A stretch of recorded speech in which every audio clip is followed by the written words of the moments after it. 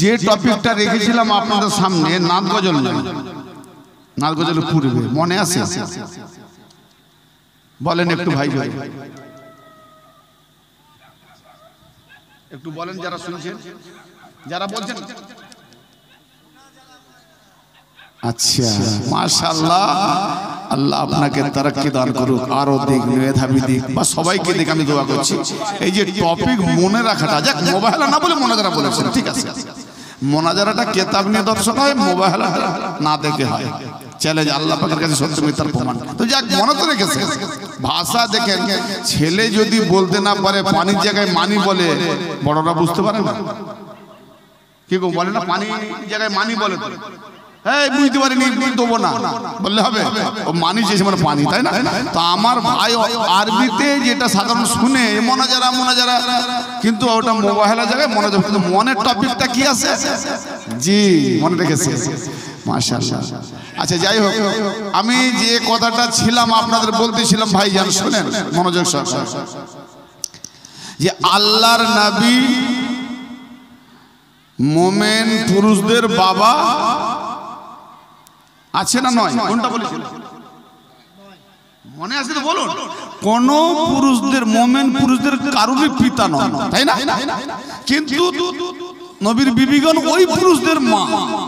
জি, তাহলে উনি পিতা পুরুষদের হতে পারেন না, যেখানে কোরআন বলেছে, ঠিক না? এবারে যে মোবাইলের আয়াতে চলছে যে হে রাসূল আপনি বলে দেন খ্রিস্টান পাদ্রী নাসারাদের যে আমরা আমাদের পুত্রদের নিয়ে আসি, তোমরা তোমাদের পুত্রদের নিয়ে এসো, আমরা আমাদের নারীদের নিয়ে আসি, তোমরা তোমাদের মহিলা বা নারীদের নিয়ে আসো, আমরা আমাদের নাফসদের নিয়ে আসি, মানে জান নাফসদের নিয়ে আসি, তোমরা তোমাদের নাফস বা জানদের নিয়ে এসো। তারপরে কি হবে? উভয় মিলে গিড়গিড়ি আল্লাহর কাছে বলবো, আল্লাহ যারা মিথ্যেবাদী তাদের প্রতি গজব নাজিল হোক। হবে না? হবে না? হবে তো? নবী দোয়া বিফলে যাবে? উভয় তো যাচ্ছে। যেখানে আল্লাহর কোরআন ওহী চলছে, নাজিল হচ্ছে, কোরআন মানে না, নবীর সঙ্গে চ্যালেঞ্জ করছে, মোবাইলের ময়দান পর্যন্ত চলে গেল। কি জি, এখন এখানে আমার সেই প্রশ্ন, নবী পাকের পুত্র কি ছিল? অনেকে তো বাংলা ইতিহাস পড়েছেন, নবী জীবনী, নবী পাকের পুত্র ছিল? মাশাআল্লাহ, কোন পুত্র ছিল না। প্রথম হযরত কাসিম আলাইহিস সালাম হলেন, উনি ইন্তেকাল করলেন। আব্দুল্লাহ আলাইহিস সালাম হলেন, উনি ইন্তেকাল করলেন। যাদের উপনাম ছিল তাইয়্যিব তাহের, তাহলে চলে গেলেন। শুধু মা ছিলেন, বেটি ছিলেন, তাই না? বেটি মা ছিলেন। তো অতএব ভাইরা আমার, ছেলেই যখন নেই, পুত্রই যখন নেই, তো আল্লাহ যখন বলেন হে নবী ওদেরকে নেদা করে দেন, ওদেরকে বলে দেন, আওয়াজ দেন, ডাকেন, কি যে আমরা আমাদের পুত্রদের নিয়ে আসি, তোমরা তোমাদের পুত্রদের নিয়ে আসো। সবাই নাকি একদল জাহান্নামী মৌলবী, ফিরকাবাজ মৌলবী বলে নবী পাকের ইলমে গায়েব ছিল না, নবী পাকের দেওয়ালের পিছনে কি আছে জানে না, নবী পাক ইলমে গায়েব জানতেন না। তা আচ্ছা, নবী পাক না হয় জানতেন না, আল্লাহ জানতেন না নবী পাকের যে ছেলে ছিল না? আর কথা বুঝতে পারছি? ওই মৌলবীদেরকে বলুন যে আরে তোর আল্লাহ তো জানে না, মুহাম্মাদের বেটা হলো, আল্লাহ নিজেই তুলে নিল, আবার বলছে তুমি বলো যে আমরা আমাদের বেটাদের নিয়ে আসি, তোমরা তোমাদের বেটাদের নিয়ে আসো। তো নবী পাকের তো বেটাই নেই, তাহলে কোরআন কি ঢাকসলা নাকি? মাআযাল্লাহ, কোরআন কি বুঝাতে যাচ্ছে? তাহলে কোরআন খুব সহজ না? কেন 6 ঘন্টায় একবারে কালকামেল ছুটিয়ে 6 ঘন্টায় শেষ করে, সহজ না হলে 6 ঘন্টায় শেষ করতে পারে? মা রহিমার ইতিহাস এতটুকু চটি বই, তাকে পড়তে 3 দিন লাগে, 2 দিন লাগে, আর এত মোটা কোরআন 6 ঘন্টায় হাফেজ সাহেব শেষ করে দিল, সহজ না? কি ভাই, আমি কথা খারাপ বলছি নাকি? তাহলে সহজ কোরআন তো এটা আমাকে সহজ করে বোঝান, যখন সহজ করে পড়তে পেরেছেন সহজ করে বোঝান। এখানে কথা হচ্ছে যে মুমিন যত বড় মুমিন হোক,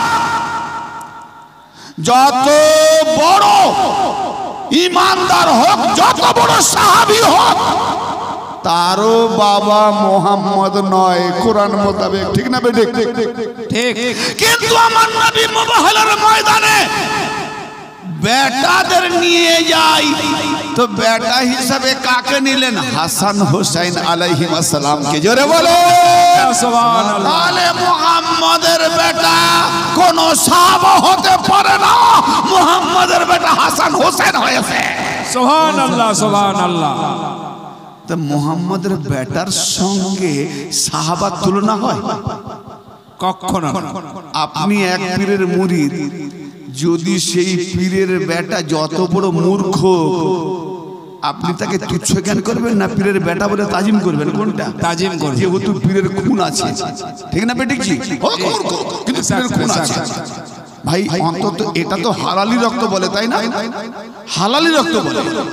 তো এখানে মোহাম্মদের বেটা হাসান হোসেন, তাদের তো নাম্বারই নেই, আর তার বাপের নাম্বার 4 নম্বরে। এটা কি হালালি খুনের পরিচয়? জি না। লজিক বড় কঠিন, জি বড্ড লজিক গায়ে লাগে। এতটুকু আক্কাল বিবেক নেই। আমার কথা বুঝতে পারছেন না? 2-4 বার শুনবেন যখন, ইনশাআল্লাহ আস্তে আস্তে আসবে। শামসুল আউলিয়া চ্যানেল নাম দিচ্ছি, বলে যাচ্ছি, আমার একটা চ্যানেল চলছে, তার নাম শামসুল আউলিয়া। বা চ্যানেলের নাম যদি ভুলে যান ইমতিয়াজ হোসেন চিশতি, বা এটাও যদি ভুলে যান সাহেবের কাছে নিয়ে আমার খুব চ্যানেল দেখে, জি শুধু সাবস্ক্রাইব করে রাখবেন, যা ছাড়বো সব ঢুকে যাবে। শুনুন, শুনতে শুনতে অন্তত বিবেকটা খুলে যাবে ইনশাআল্লাহ। কারণ 95% কোরআনের হাওয়ালা দিয়ে আমার টপিক থাকে। আজকে যদিও নতুন জায়গা বলে আমি কম হাওয়ালা এখনো দিইনি, একরকম। কেন নতুন জায়গা তো কোরআনের আমি বাইডিয়াল আয়াতে গেলে সকলে নিতে পারবে কিনা, তবে ইনশাআল্লাহ আমি এবার যাব। তো কি হলো না, এখানে নবী পাক নিয়ে যাচ্ছেন কাকে? না, ইমাম হাসান আলাইহিস সালামকে আল্লাহর নবী হাতে ধরলেন 2 আঙ্গুলি, তার ইমাম হোসেনকে কোলে নিলেন। বাচ্চা না, খাতুনে জান্নাতকে নবী পিছনে রাখলেন আর আলী তার পেছনে। কি বোঝা গেল না? মা খাতুনে জান্নাত এমনই হায়াতুর, এমনই পর্দা নাসিন, এমনই আমাদের নিয়ত পর্দার মধ্যে হয়, শুনিয়া হয় না। তো খাতুনে জান্নাতের সিফাত নিয়ত, জোরে বলেন সুবহানাল্লাহ সুবহানাল্লাহ। তো একদিকে নবুয়তের পর্দা, একদিকে বেলায়েতের পর্দা, বীজখানে পর্দা নাসিনে খাতুনে জান্নাত, আর আগে 2 ইমাম। তো বলি যদি আল্লাহর নবী হাসানকে কোলে না নিলে আর হোসেনকে কোলে না নিলে, হাসানকে চলিয়ে ধরে না নিয়ে গেলে, যদি জামাই আর মেয়েকে যদি দিয়ে দিতেন, আলীকে ফাতেমাকে দিয়ে দিতেন, দুজনেই কোলে নিতে পারতেন, কি ঠিক না বেটি? আল্লাহর নবী দিলেন না কেন? একজনকে হাতে ধরলেন, আবার একজনকে কোলে নিলেন। কি জি পিয়ার, ভালোবাসা না অন্য কিছু? ও নানাজি পিয়ার করে, বাবা মার পিয়ার নেই। মেয়ে তো বলতে পারে আব্বা, আপনি একজনকে কোলে নিয়েছেন আর একজন হাতে নিচ্ছেন, তো আপনি হাসানকে নিয়ে সামলান, আমি হোসেনকে নিই। কিন্তু নবী তো দিলেন না। কেন দিলেন না? যদি ফাতেমার কাছে হোসেন থাকে, হাসান থাকে, তখন এই মোল্লারা বলবে বেটা তো বড় পেয়ারা জিনিস, ছেড়ে যেতে পারেনি, তাই বাপ মার কোলে নিয়ে গেছে। বেশক বেশক। ওরে কমবক্ত মৌলবী, তোমার হিকমত চলবে না এখানে। আল্লাহর নবীর কাছে তুমি হিকমত দিতে যেও না, বরবাদ হয়ে যাবে। আল্লাহর নবী দেখিয়ে দিয়েছেন যে দেখো আমি নবী মুস্তাফা, তোমাদের কায়নাতের নবী, আমি নবী দিগের নবী। কিন্তু এটাও বলে যাচ্ছি, কোরআন দেখে নাও, ইয়াউমা নাদু কুল্লু নাসিম বিইমামিহিম, কিয়ামতের দিনে প্রত্যেক ব্যক্তিকে তাদের ইমামের সঙ্গে তোলা হবে। আমি যত বড় নবী হই, আমার সঙ্গে কোন ব্যক্তিকে ডাকা হবে না, ইমামদের সঙ্গে প্রত্যেক মানুষকে ডাকা হবে। জোরে বলেন সুবহানাল্লাহ। নারে তাকবীর, নারে রিসালাত, নারে হায়দারি।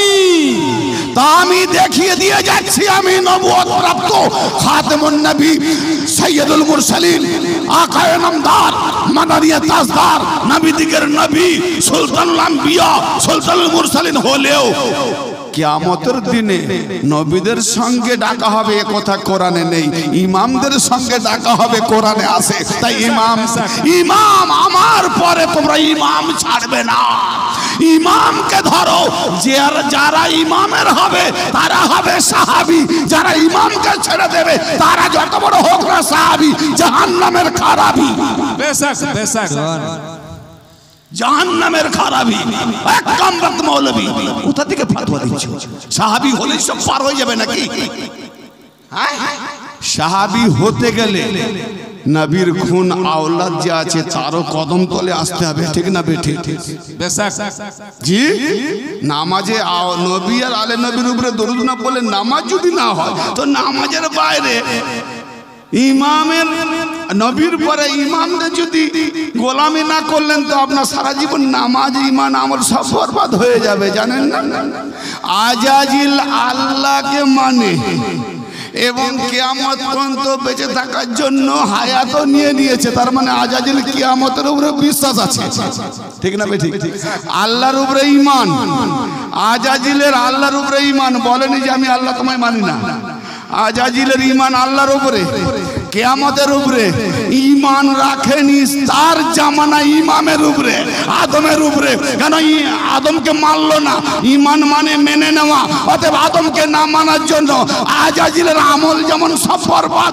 আল্লাহ বলে শোন, আউয়ালে আজাজিল তার জামানার ইমাম হুজ্জতকে না মেনে নেওয়ার জন্য যখন আমি তার তওবা কবুল করিনি, তার আমল সব বরবাদ করে দিয়েছি, তো আখেরি নবীর পরে যে ইমাম আসবে তাকেও তার জামানায় যে না মানবে, যত বড় মোল্লা হোক আর হাজি গাজী হোক, সব আমল আমি আজাজিলের মতো বরবাদ করে দেবো। সুবহানাল্লাহ সুবহানাল্লাহ, বরবাদ করে দেবো। আমলের গরম দেখাতে যাবেন না, নামাজের গরম দেখাতে যাবেন না, বাস এইটুকু দেখান মওলা কদম তলে কবুল করে নেন, গোলামি করার তৌফিক দেন। এর থেকে বড় আমল কিছু নাই, ঠিক না বেটি? বাস ওনাদের সুন্নত মোতাবেক চলুন, যেভাবে যেভাবে দর্শ দিয়ে গেছেন সেই মোতাবেক আমল করুন, ঠিক না বেটি? তাহলে ইমাম কে নবুয়তের আগে রেখেছে, জোরে বলেন সুবহানাল্লাহ। আরে বাপ, মা দুটো ছেলে মা বাবার কাছে কি কি সিমটম দেখাচ্ছে? মোবাইলের ময়দান কোন সাহাবা নয়, আখেরের নতিজা কি দাঁড়াবে? ফানাজাল্লাহ আনাতাল্লাহি আলাল কাযিবিন, মিথ্যাবাদীদের উপরে আল্লাহ লানত হবে মোবাইলাতে। অতএব মুহাম্মাদের দল মিথ্যাবাদী না, খ্রিস্টান বাদীর দল মিথ্যাবাদী, এই দুটো প্রমাণ হবে। জি, তাহলে যারা মিথ্যাবাদী তাদের উপরে গজব হবে। তাহলে আল্লাহর নবীর মদিনাতে 1 লাখেরও বেশি সাহাবী ছিলেন, নিয়ে যেতে পারতেন। বলুন সত্যবাদী। আজকে আমরা সিদ্দিক আকবরকেও জানি, মা সিদ্দিকা আয়েশাকেও জানি, ঠিক না বেঠিক? তাহলে বাড়ির বিবি সিদ্দিকা সত্যবাদিনী, আমার নিজে নবী পাকের নিজের শ্বশুর সিদ্দিক আকবর, সব সত্যবাদীদের বড় সিদ্দিক সত্যবাদী, ঠিক না বেঠিক? তবুও কেন নিলেন না? কেননা সত্যবাদীদের উপরে তো লানত হবে না, সত্যবাদীদের উপরে তো গজব হবে না, হবে তো মিথ্যাবাদীদের উপরে। আমার নবী নিলেন না কেন?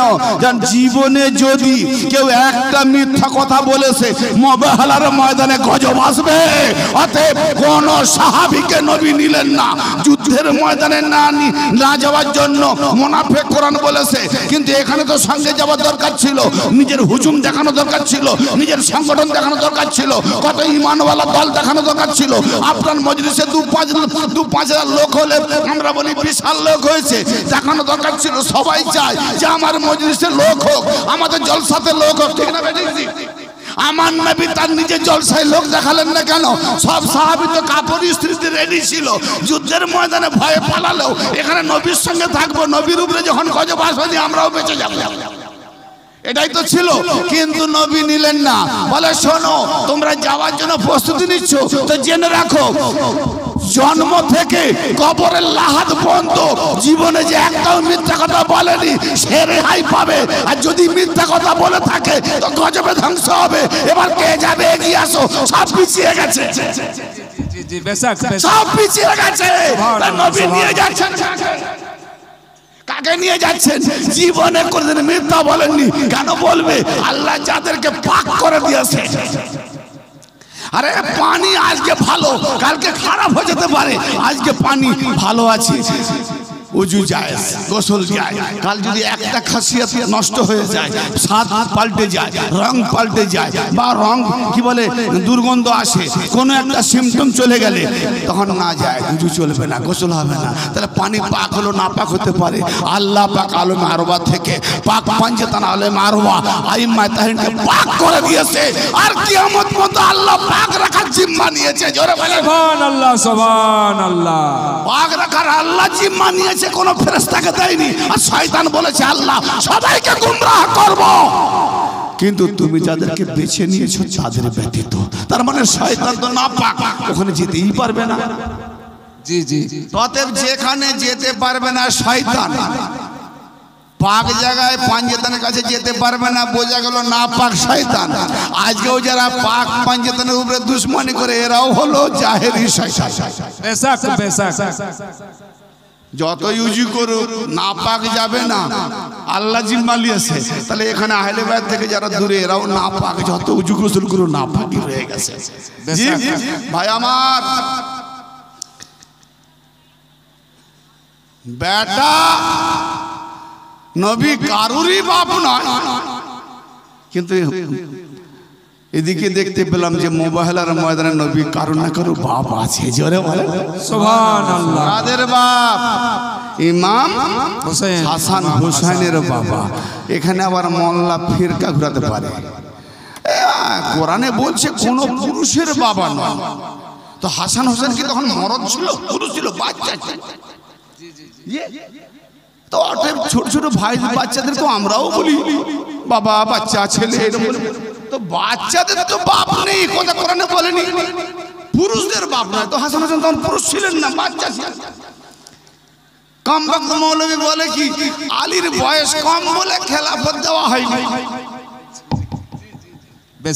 খ্রিস্টান পাদ্রীদের জন্য বাচ্চাকে নবী দেখিয়ে দিলেন। কমবক্ত মৌলবী আজকে বলবে দেখিয়ে দিয়েছে, তারপর অন্ধ, এর নাম দাজ্জাল, এক চক্কা না।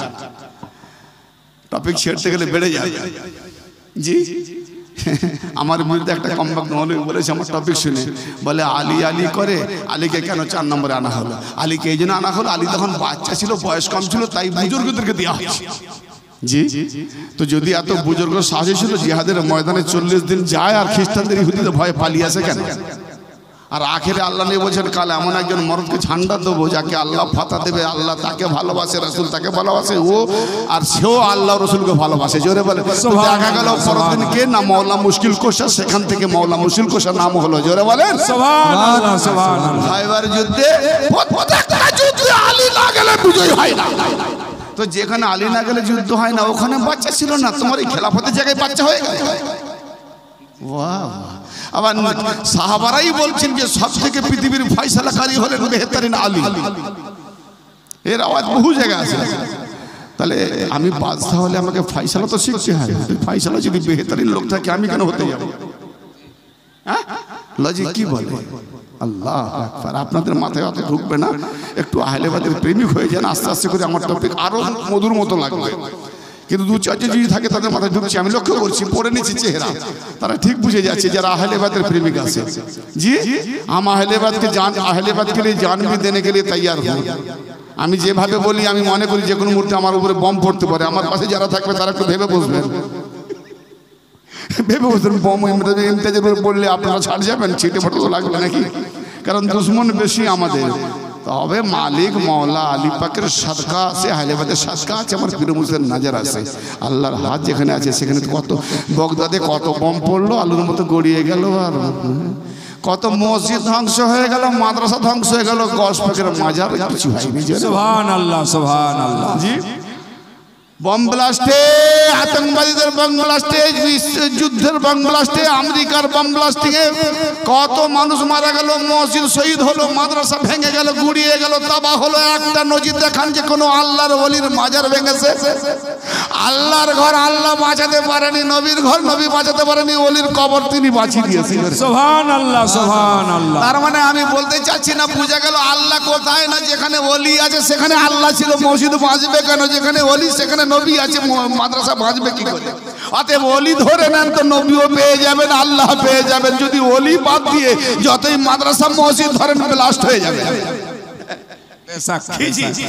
এরপরে অন্ধ মৌলবী থাকবে কোন কোথায় যাচ্ছিলাম আবার মোবাইলের দিকে যাচ্ছি তাহলে এখানে বলে বাচ্চা ছিল বাচ্চা আচ্ছা আমার ইমাম হোসেন কি বাল্যকালেই শহীদ হয়েছিলেন না মরদ হয়ে শহীদ হয়েছিলেন মরদ বড় হয়ে শহীদ হয়েছিলেন কত বয়স হলে মরদ বলে ওই কম কানা মৌলবীকে বলতে যাই কতটা বয়স হলে পুরুষ বলে জওয়ানকে পুরুষ বলে তো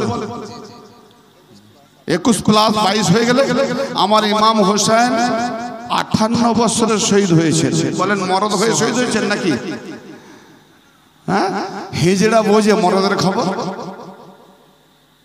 হিজড়া বোঝে মরদের খবর না না না তো এরা হিজড়া মৌলবী এরা হিজড়া মৌলবী মরদের খবর জানে না বলে বাচ্চা ছিল জি তা আমি এদেরকে হিজড়া মৌলবী বলি হিজড়া কি বুঝে পুরুষ আর নারীর ব্যাপার ঠিক না বেটি ঠিক তো পুরুষ নারীর ব্যাপার যে বুঝে সেই মরদ বুঝে সেই নারী বুঝে ঠিক না বেটি সেই যুবতী বুঝে সেই যুবক বুঝে ঠিক না বেটি তো হিজড়া মৌলবী কি বুঝে এরা এরা তো হিজড়া মৌলবী তারা হাত পিটিয়ে খায় আর এরা স্টেজে উঠে হুব্বা জুব্বা আবা লেবাদা উড়ে পাগড়ি পরিয়ে দু চারটা মানে এর কাহিনী তার কাহিনী শুরু করে না জানা নিয়ে পালালো এরা একটা মানে দোকান চালাবার ঢং শিখে গেছে হিজড়া মৌলবীরা হোশিয়ার দোকানদার মৌলবী দালখোর মৌলবী শোন সেদিন চলে গেছে ইন্টারনেটের যুগ আর তোমার গলি গলি গুমরাহ করে লুটে ফুটে খাবার দিন দোকান চলবে না আবার ঝাঁপ পড়তে চলেছে জি ইমাম মেহেদির জামানা আগিয়ে আসছে খুব সাবধান ইমাম মেহেদির জামানা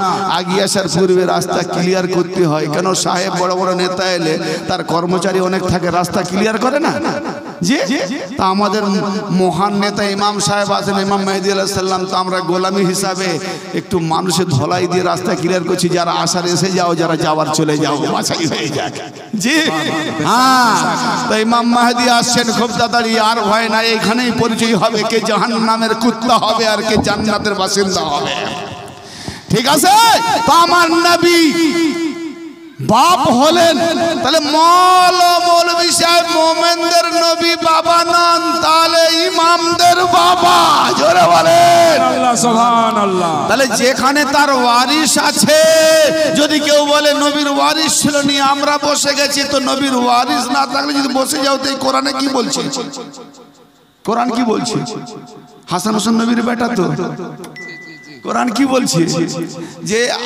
আদম থেকে নিয়ে শুরু করে আমি যত হাদি পাঠিয়েছি তাদের পিতা কিংবা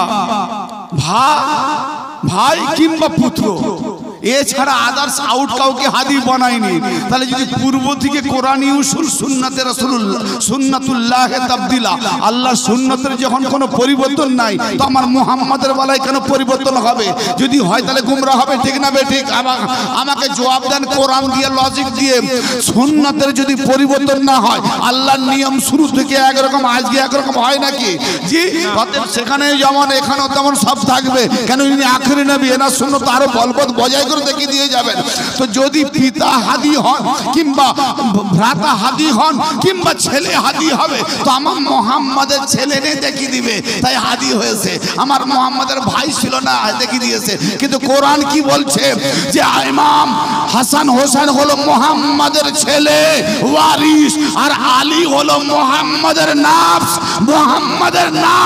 মানে মুহাম্মাদের জান জোরে বলেন মুহাম্মাদের জান আর আলী সম্পর্কে নবী বলছেন আলী তোমার গোশত নাই ওটা আমার গোশত তোমার রক্ত না ওটা আমার রক্ত হে আলী লাহমুকা লাহমি দাহমুকা দাহমি রুহি কা রুহি রূহকা রুহি জিসমুকা জিসমি তোমার দেহ আমার দেহ তোমার রূহ আমার রূহ তোমার রক্ত আমার রক্ত তোমার গোশত আমার গোশত তাহলে নবী আলী আলাদা নয় খালি নবুয়ত আর বেলায়েত দুটো পাল্লা মিজান কাটা হলো ফাতেমা তো জোহরা সালামুল্লাহ আলাইহি বলে সুবহানাল্লাহ সুবহানাল্লাহ নারে তাকবীর নারে রিসালাত নারে হায়দারি এ হলো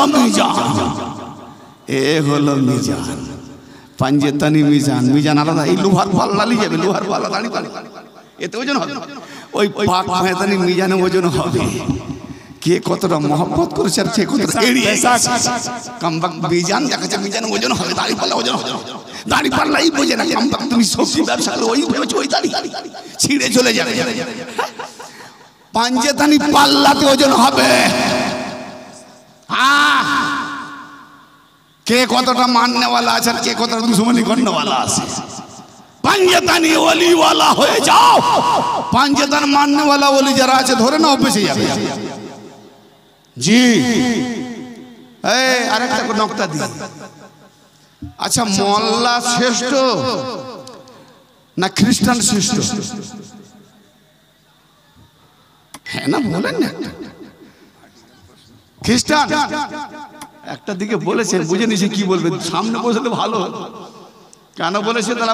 ওনার তরফ থেকে আমি বলে দিই, ওনার তরফ থেকে আমি বলে দিচ্ছি। কেন বলুন তো? মোল্লারা আহলে বায়তকে চিনতে পারলো না, খ্রিস্টান সুয়ার খেলেও আহলে বায়তকে চিনতে পেরেছিল। সুবহানাল্লাহ, সুবহানাল্লাহ। হায় রে মোল্লা, খ্রিস্টানদের জুতোটাও যদি মাথায় নিতিস তবু বলতাম যে দাম আছে। হ্যাঁ, অবাক লাগছে। বলে মোল্লাদের এইভাবে ধলাই, কেন ধলাই দেবো? আমি কেন দেবো? আমি দেবার কে?